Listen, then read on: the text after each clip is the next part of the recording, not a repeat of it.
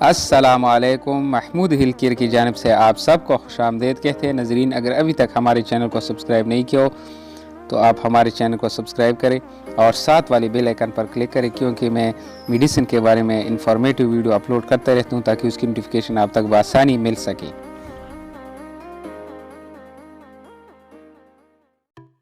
तो नज़रीन, आज किनाकॉर्ड इंजेक्शन के बारे में तफसील से जानते हैं कि ये किन किन बीमारियों में इस्तेमाल होती हैं और क्यों इसको इस्तेमाल करना चाहिए।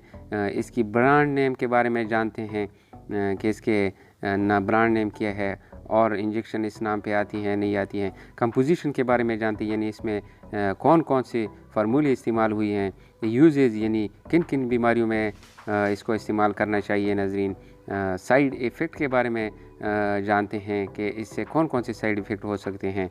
तो नज़रीन, साइड इफ़ेक्ट के बारे में आखिर में मैं आपको बताऊंगा। नज़रीन, उससे पहले अगर आपने हमारे चैनल को सब्सक्राइब नहीं किया हो तो सब्सक्राइब करें और साथ वाली बेल आइकन पर क्लिक करें ताकि आपको हर न्यू अपडेट मिल सके। तो नज़रीन, आइए शुरू करते हैं।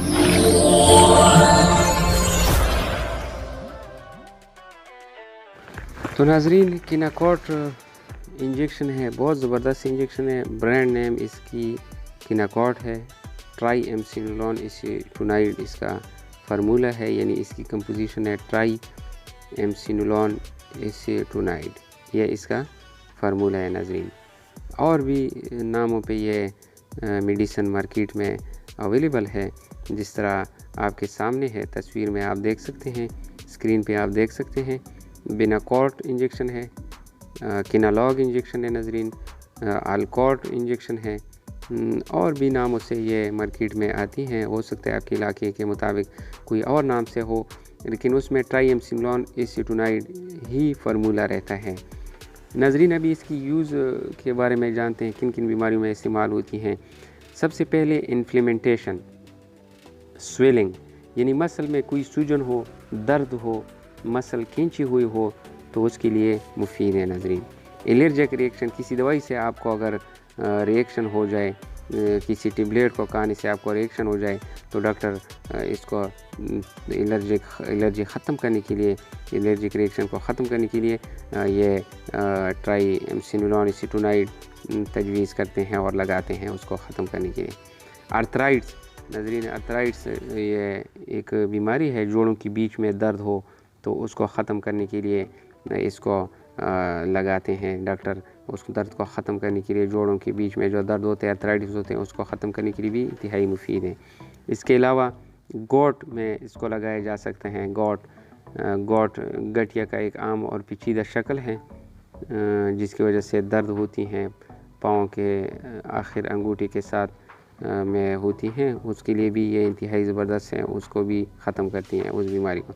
स्किन डिजीज़, नज़रीन, स्किन की बीमारी के लिए इसको इस्तेमाल कर सकते हैं। मसलन अगर आपके बाल गिरते हैं, बाल गिरने के बाद वो जगह गंजा सा रहता है, उस उधर बराह रास्त आप लगा सकते हैं, वो बाल उगने के लिए और स्किन के बीमारी को ख़त्म करने के लिए इंतहाई मुफीद है। नज़रीन, आप गंजेपन के लिए भी इस्तेमाल कर सकते हैं।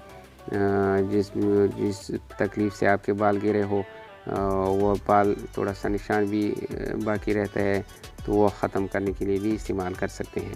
पेनफुल मसल, अगर आपके मसल में दर्द है, नज़रीन, मसल खींची हुई हैं तो खिंचाव के लिए भी ये इंतहाई ज़बरदस्त इंजेक्शन है। डॉक्टर पेनफुल मसल के लिए भी इस किनाकॉर्ड इंजेक्शन को तजवीज़ करते हैं।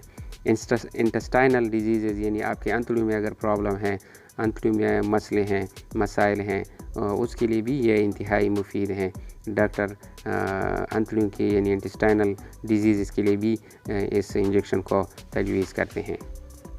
आई डिजीज़, यानी आंखों की बीमारियों के लिए भी इंतहाई मुफीद है। आंखों में लाली हो, एलर्जी के रिएक्शन हो और कोई मसाइल हो तो आंखों के लिए भी इसको लगा सकते हैं।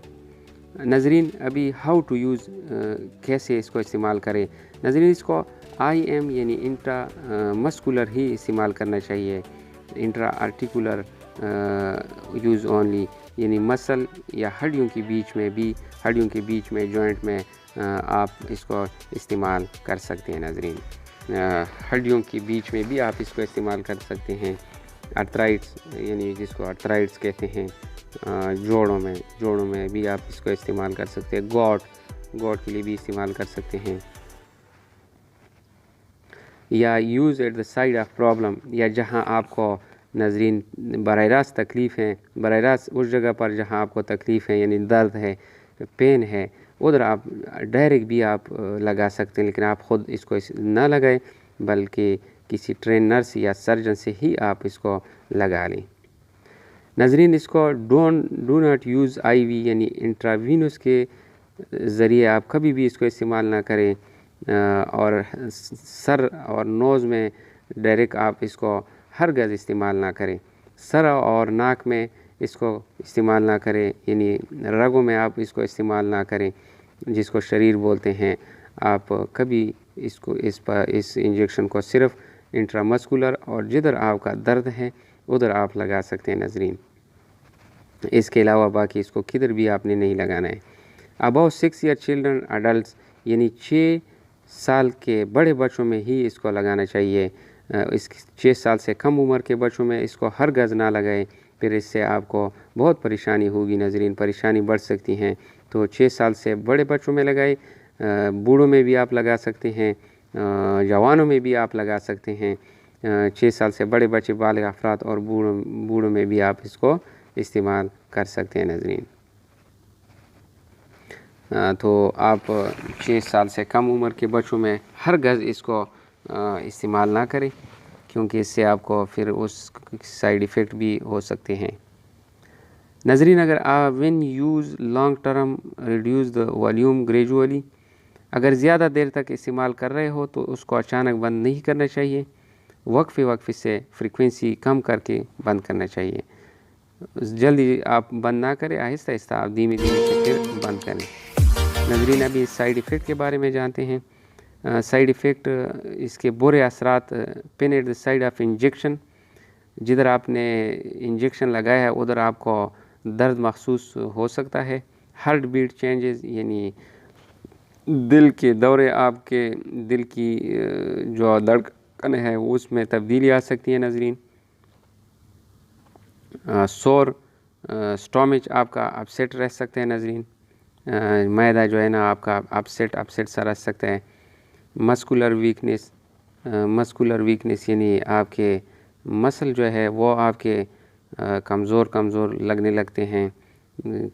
इसके अलावा आपको थकावट महसूस हो सकती है।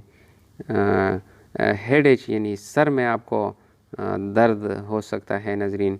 स्वेटिंग, पसीना आ सकता है नाज़रीन, इस इंजेक्शन लगाने से आपको पसीना भी आ सकता है। इर्रेगुलर पीरियड में कमी बेशी हो सकती है, यानी पीरियड जो है ना वो इरेगुलर हो सकता है, उसकी टाइम में चेंज आ सकती है, कमी बेशी आ सकती है नाज़रीन इस इंजेक्शन लगाने से। तो नाज़रीन अगर ये साइड इफ़ेक्ट आपको ज़्यादा देर तक रहे तो आप इसको छोड़ दें या अपने डॉक्टर के से रब्ता करें। तो नाज़रीन किस हालत में आप इसको इस्तेमाल नहीं कर सकते हैं नाज़रीन? कंट्राइंडिकेशन इसकी यह है कि एलर्जिक टू किनाकॉट इंजेक्शन, अगर आपको इस इंजेक्शन से आपको एलर्जी है तो हरगिज़ आप इस्तेमाल ना करें। आपको गुर्दे में प्रॉब्लम है, किडनी प्रॉब्लम है, किडनी फेलूर है तो आप इसको इस्तेमाल ना करें। लीवर, आपके जो कलीजी है, लीवर है, उसमें प्रॉब्लम है, आप इस्तेमाल ना करें। हार्ट प्रॉब्लम, अगर आपके दिल के दौरे पड़ रहे हैं, दिल का प्रॉब्लम है, दिल के जो वाल है वो अगर बंद है तो आप इसको इस्तेमाल ना करें। करंटली इन्फेक्शन, अगर आपको किसी चीज़ से इन्फेक्शन है या इस इंजेक्शन से आपको इन्फेक्शन होता हो या इन्फेक्शन है तो आप इस्तेमाल ना करें। ट्यूबरक्लोसिस, ये भी एक बीमारी है, उसमें भी आप नहीं इस्तेमाल करना चाहिए। हाई ब्लड प्रेशर, जो ब्लड प्रेशर तेज़ होता है यानी हाई हो जाता है, उसमें भी आप इसको इस्तेमाल नहीं कर सकते। दियाबिटिस यानी शुगर में आप इसको इस्तेमाल नहीं कर सकते। ब्रीथिंग प्रॉब्लम, आपके सांस यानी दमे की बीमारी, आपको सांस लेने में तकलीफ़ है, आप इसको इस्तेमाल नहीं कर सकते हैं। प्रेगनेंसी यानी प्रेगनेंसी में आपके पेट में बच्चा है तो आप इसको हरगिज़ इस्तेमाल ना करें। नाज़रीन तो ये थी आज तक की किनाकॉट के बारे में इंफॉर्मेशन, इंतहाई मुफीद इंफॉर्मेशन। अगर हमारी वीडियो आपको अच्छी लगी हो तो लाइक करें, शेयर करें दोस्तों के साथ ताकि उसको भी फ़ायदा हो। नाज़रीन, अगली मेडिसिन तक मुझे महमूद को इजाज़त दें। अल्लाह हाफ़िज़, अल्लाह निगहबान।